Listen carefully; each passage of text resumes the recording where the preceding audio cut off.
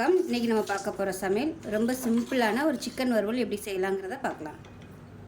ஒரு பேன் எடுத்துக்கலாம். பேன் சூடானதும் 2 டேபிள் ஸ்பூன் எண்ணெய் விட்டுக்கலாம்.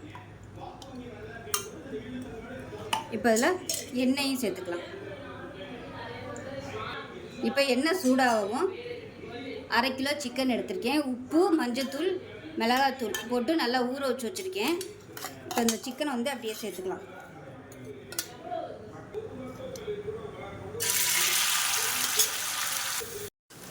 இப்போ பாருங்கள், சிக்கன் தண்ணியெல்லாம் வற்றி நல்லா மொறுன்னு சூப்பராக நல்லா ரோஸ்ட் ஆகி வந்துருச்சு. இப்போ அதை வேறு பிளேட்டுக்கு மாற்றிக்கலாம்.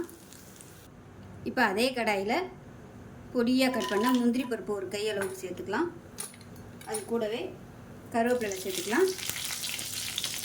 பொடியாக கட் பண்ண வெங்காயம் ஒரு கை அளவுக்கு சேர்த்துக்கலாம். ஒரு 7-8 பச்சை மிளகாயை 2ஆக கீறிட்டு சேர்த்துக்கலாம்.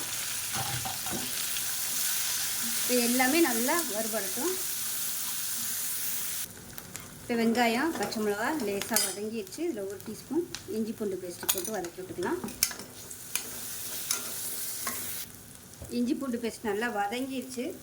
இப்போ இதில் 1 டேபிள் ஸ்பூன் மிளகாத்தூள், அதே போல் 1 டேபிள் ஸ்பூன் தனியாத்தூள், சிக்கன் மசாலா, அதாவது சிக்கன் வறுவல் 65க்குள்ளே இந்த மசாலா சேர்த்துக்கலாம். அது கொஞ்சம் ஒரு 1/2 டேபிள் ஸ்பூன் அளவுக்கு சேர்த்துக்கோங்க. இது கூடவே கரம் மசாலா கொஞ்சமாக சேர்த்துக்கலாம். சும்மா ஒரு 1/4 டீஸ்பூன் போல் சேர்த்துக்கலாம். இப்போ இந்த மசாலா குக் ஆகிறதுக்காக கொஞ்சமாக தண்ணி சேர்த்துக்கலாம். இப்போ இது நல்லா கொதிச்சு வரட்டும். இப்போ கொஞ்சமாக உப்பு சேர்த்துக்கலாம். சிக்கனில் உப்பு இருக்குது, அதனால் கொஞ்சமாக இந்த மசாலாவுக்கு மட்டும் ஒரு 1/4 டீஸ்பூன் போல் சேர்த்துக்கலாம். இப்போ பாருங்கள், நல்லா எண்ணெயெல்லாம் பிரிய ஆரம்பிச்சிருச்சு. இப்போ நம்ம வறுத்து வச்சுருக்க அந்த சிக்கனை இதோட சேர்த்துக்கலாம். உங்களுக்கு விருப்பம் இருந்தால் இதோட நீங்கள் குடமிளகா சேர்த்துக்கோங்க, நல்ல ஃப்ளேவராக இருக்கும். அந்த மசாலாவோட நல்லா போட்டாகட்டும்.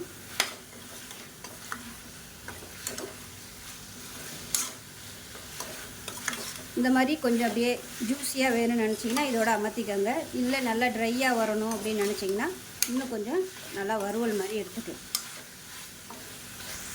இப்போ பாருங்கள், சிக்கன் நல்லா ரோஸ்ட் ஆகிடுச்சு. மேலாப்பில் கொத்தமல்லி இல்லை பொடியாக நறுக்குனதை சேர்த்துட்டு அமர்த்திடலாம். அவ்வளோதான்.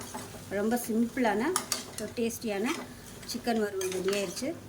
செஞ்சு பாருங்கள். செஞ்சு பார்த்துட்டு எப்படி இருந்துச்சுன்றதை சொல்லுங்கள். வீடியோ பிடிச்சின்னா லைக் பண்ணுங்கள், கமெண்ட் பண்ணுங்கள், சேனலை சப்ஸ்கிரைப் பண்ணுங்கள், பக்கத்தில் பெல் பட்டனை ப்ரெஸ் பண்ணுங்கள். நன்றி.